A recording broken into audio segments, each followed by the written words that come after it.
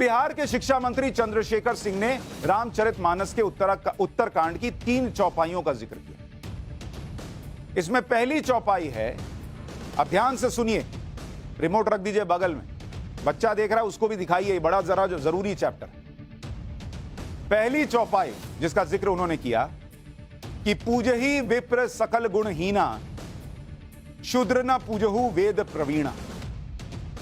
इसका मतलब मंत्री जी ने बताया कि समाज के निचले तबके के लोग पढ़ लिख भी जाएं तो भी पूजनीय नहीं होते। यही समझा रहे थे ना वो, कि अंबेडकर जी कितना भी पढ़ लें लेकिन वो पूजनीय नहीं हो सकते। पहली बात तो बॉस की ये चौपाई अधूरी है।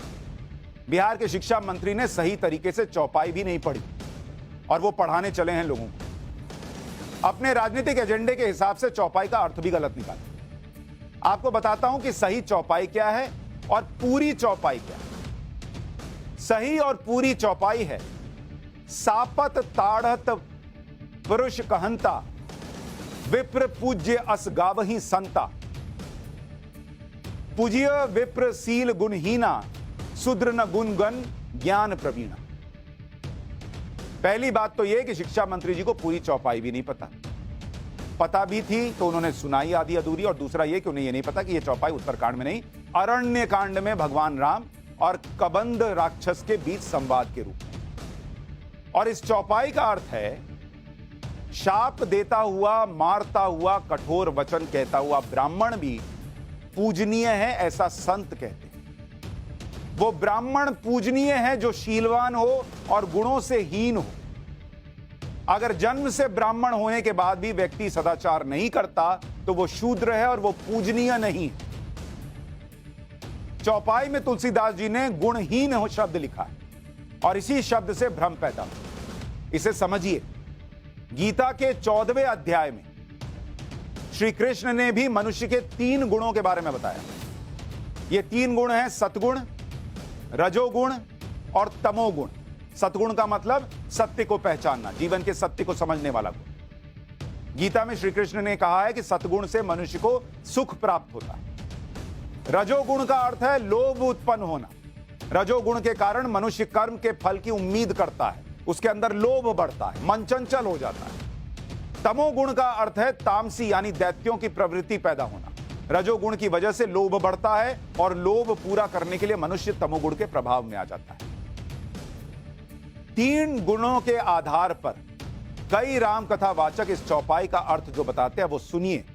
शिक्षा मंत्री जी सुनिए, वो ब्राह्मण पूजनीय है जो शीलवान हो और जिसमें तीनों गुणों यानी सतगुण, रजोगुण और तमोगुण ना हो। वो इन तीनों गुणों से ऊपर उठ चुका हो।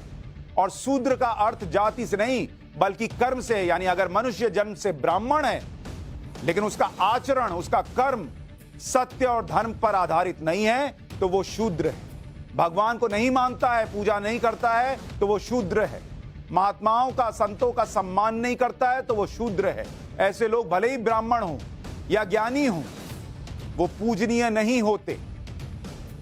ये बताया गया और कहां से ले जाकर मंत्री जी ने कहां जोड़ा। शूद्र ब्राह्मण नहीं हो सकता ये तो बताया ही नहीं, उसको सम्मान नहीं मिल सकता ये तो बताया ही नहीं। लेकिन कोई ब्राह्मण भी है तो सिर्फ ब्राह्मण होगा इसलिए उसका सम्मान होगा, चाहे आचरण कैसा हो। यह नहीं हो सकता। ये इतनी अच्छी बात बताई, इसको घुमा फिरा के गोल बना के कुछ बना दिया।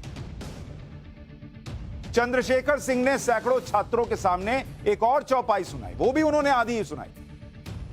अब सुनिए पहले उन्होंने क्या कहा, फिर पूरी बताऊं। उन्होंने कहा कि अधम जाति में विद्या पाए, भयहु यथा अहि दूध पिलाए। उन्होंने इसका मतलब बता दिया कि नीची जाति का व्यक्ति विद्या पाकर सांप की तरह जहरीला हो जाता है, उसको दूध पिलाते हैं। उन्होंने यहां भी चौपाई की अधूरी लाइन बोली। यह चौपाई रामचरितमानस के उत्तरकांड में लिखी हुई और इसकी पहली लाइन ही नहीं बताई बिहार के शिक्षा मंत्री, क्योंकि वो बताते तो एजेंडा सेट नहीं हो पाता। आपको दोहे की पूरी चौपाई सुनाता हूं। पूरी चौपाई है, हर कहूं हरि सेवक गुरु कहेऊ, सुनी खगनाथ हृदय मम देहेऊ, अधम जाति में विद्या पाएं, भयऊ जथा अहि दूध पियाएं। यह है पूरी चौपाई। अब शिक्षा मंत्री जी तो सुने ही, लोग भी सुने कि यह चौपाई रामचरितमानस के उत्तरकांड में जब आती है तो कैसे आती है और इसका क्या पूर्ण अर्थ है?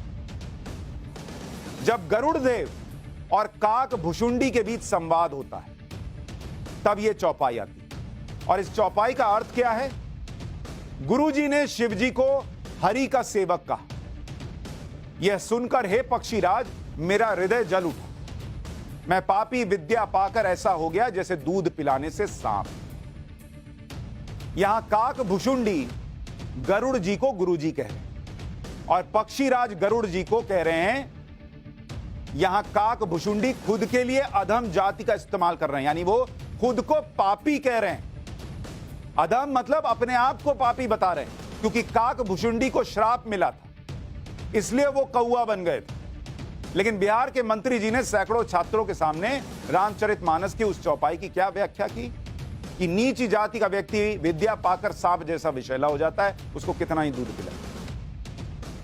और वो व्यक्ति कहां काक भुषुंडी अपने बारे में कह रहे हैं कि जो काम किया उसकी वजह से वो अपने आप को अधम बता।